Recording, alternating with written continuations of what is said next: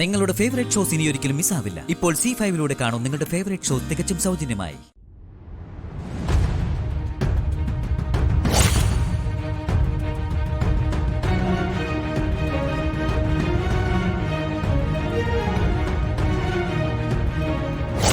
ഗംഗേ, ഗംഗേ,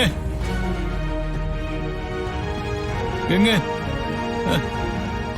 ഗംഗേ, ഗംഗേ, ഗംഗേ. മഹേട്ട, മഹേട്ട, മഹേട്ട, എഴുന്നേക്ക്. മഹേട്ട, മഹേട്ട, മഹേട്ട, മഹേട്ട. എന്താ? ഉറക്കത്തില് മഹേട്ടൻ പിച്ചും പേയും ഏതോ പിശാചിന്റെ പേരൊക്കെ പറയുന്നുണ്ടായിരുന്നു. മരുന്നിന്റെ സെഡേഷൻ ആയിരിക്കും. ഓരോരോ സ്വപ്നങ്ങളൊക്കെ കാണുന്നുണ്ട്. അങ്ങനെയാണെങ്കിൽ അലാം എന്തെങ്കിലും വെക്കണം. എന്തിനാ? എനിക്ക് കൃത്യസമയത്ത് ഗംഗ മരുന്നൊക്കെ എടുത്തു തരുന്നുണ്ട്. എന്നിട്ട് മഹേട്ടൻ ഇപ്പൊ ഉറക്കമില്ലായിരുന്നോ? ആരും വിളിച്ചുണർത്തി മരുന്ന് തന്നില്ലല്ലോ. ഞാൻ എടുത്തുതരാം. അതിന് ഇപ്പൊ കഴിക്കേണ്ട മരുന്ന് ഏതാണെന്ന് ശ്രേയയ്ക്ക് അറിയാമോ?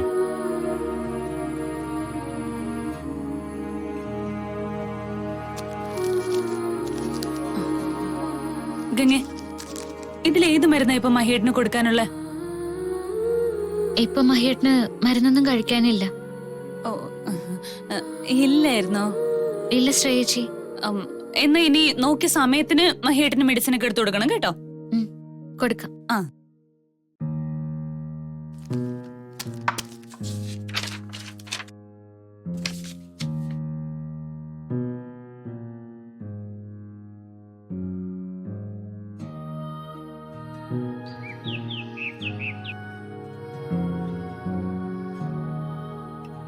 ഗംഗയുടെ നകുലന്റെ വിവാഹം ഇനി നീട്ടിവെക്കുന്ന ശരിയാണോ? നകുലനും എത്രയും പെട്ടെന്ന് വിവാഹം നടത്തണമെന്ന് തന്നെ ആഗ്രഹം. അവനാണെങ്കി എപ്പോഴും ഇവിടെ വന്ന് പോകുന്നുണ്ട്. അയാൾക്ക് ആവശ്യമില്ലാത്ത സ്വാതന്ത്ര്യം ഈ വീട്ടിൽ കൊടുക്കേണ്ട ഒരു കാര്യമില്ല. ഞാനും അത് ഓർക്കാഞ്ഞിട്ടല്ല മോനെ. പക്ഷേ ഈ ആലോചന കൊണ്ടുവന്നതും വിവാഹം പെട്ടെന്ന് നടത്താൻ വേണ്ട കാര്യങ്ങൾ ചെയ്ത് നിശ്ചയം വരെ എത്തിച്ചതും ജാനകിയമ്മയാ. നകുലൻ ഇവിടെ വരുന്നതിനോ ഗംഗയെ കാണുന്നതിനോ നമ്മൾ എതിര് പറഞ്ഞ അത് ജാനകിയമ്മയ്ക്ക് വിഷമാവും. അതുകൊണ്ടാ ഞാനൊന്നും പറയാത്തത്. ഇനി വെറുതെ ആ വിവാഹം നീട്ടിക്കൊണ്ടുപോയി നാട്ടുകാർക്ക് കഥകൾ ഉണ്ടാക്കി പറയാൻ അവസരം കൊടുക്കണ്ട. നമുക്ക് ആലോചിക്കാം. ഇനി എന്താ ആലോചിക്കാനാ? വിവാഹം എന്ന് നടത്താമെന്ന് ആലോചിക്കാന്നാ ഞാൻ പറഞ്ഞത്. ഏറ്റവും അടുത്തൊരു മുഹൂർത്തം നിശ്ചയിക്കണം. അടുത്ത ബന്ധുക്കളെയും സുഹൃത്തുക്കളെയും അറിയിക്കാം. വിവാഹം നടത്ത. അതിന്റെ ഒപ്പം നിന്റെയും ശ്രേയയുടെയും കൂടി വിവാഹം നടത്തണമെന്നാ എന്റെ ആഗ്രഹം. അവളും നിനക്ക് വേണ്ടി കാത്തിരിക്കാൻ തുടങ്ങിയിട്ട് എത്രയോ നാളുകളായി.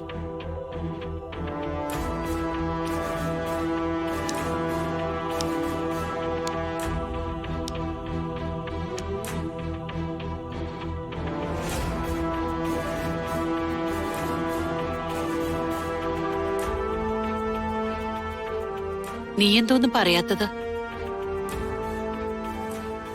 വിവാഹത്തെക്കുറിച്ചൊന്നും ആലോചിക്കാൻ പറ്റാത്തൊരു മാനസികാവസ്ഥയാ എനിക്കിപ്പോ ഉള്ളത്.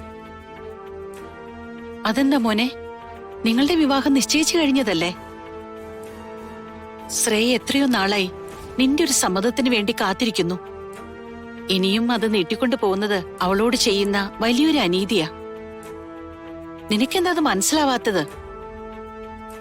എനിക്ക് പലതും മനസ്സിലാവുന്നുണ്ട്. അതിന്റെ പ്രശ്നങ്ങൾ എന്റെ മനസ്സിലും ഉണ്ട്. നിന്റെ മനസ്സിൽ എന്താണെങ്കിലും അത് അമ്മയോട് തുറന്നു പറ. നമുക്ക് പരിഹാരം കാണാൻ പറ്റുന്ന കാര്യമാണെങ്കിൽ അങ്ങനെ ചെയ്യാലോ. ഞാനിപ്പോ ഒന്നും ആരോടും പറഞ്ഞിട്ട് കാര്യമൊന്നുമില്ല. നീ നകുലിനെ ഉദ്ദേശിച്ചാണോ ഈ പറയുന്നത്? അവനെ കുറിച്ചുള്ള സംശയം നിനക്കിതുവരെ മാറിയില്ലേ? എനിക്ക് വേദനിക്കുന്നു. എന്നൊന്നും ചെയ്യല്ലേ. വിട്, വിട് ശ്രേയച്ചി. ചേച്ചി വിട്. ഇന്ന് കാണിച്ചു തരാടി. ശ്രേയച്ചി, നിനക്ക് മതിയായില്ലല്ലേ ശ്രേയ? ഇന്നത്തോടെ തീർത്തു തരാൻ നിന്റെ അഹങ്കാരം.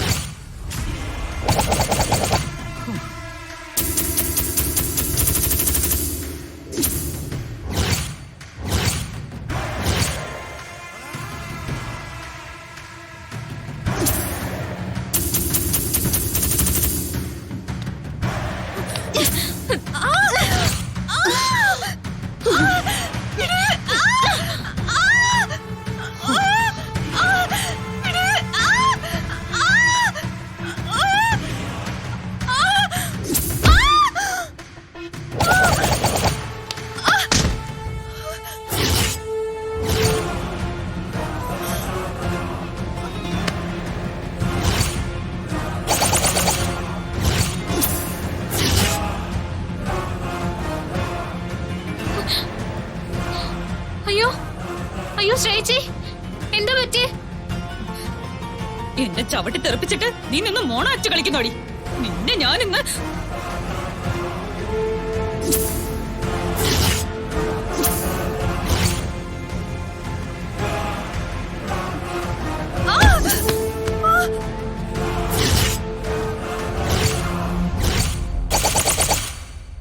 അയ്യോ, എന്നെ കൊല്ലുന്നേ.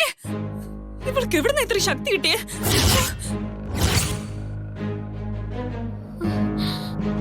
അയ്യോ എന്റെ ശ്രീമഹേശ്വര, എന്താ ഇവിടെ സംഭവിക്കുന്നേ?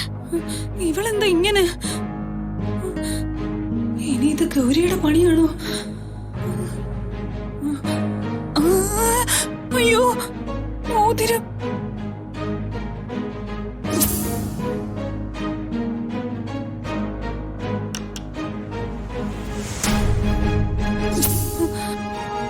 അയ്യോ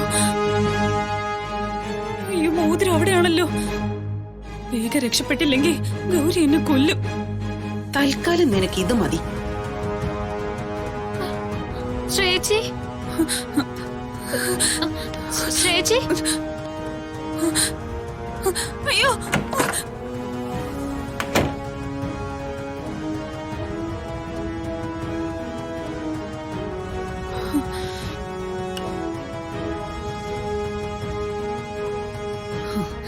ഇനി അവൾക്ക് എന്നെ ഒന്നും ചെയ്യാൻ സാധിക്കില്ല.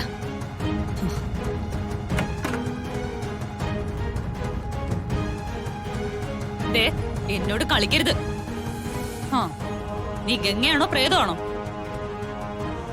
ചേച്ചി, ശ്രേയച്ചി, വേണ്ട, നീ എന്നൊന്നും വിളിക്കണ്ട. അമ്മേ, അമ്മേ, ചേച്ചി, അമ്മേ, അമ്മേ.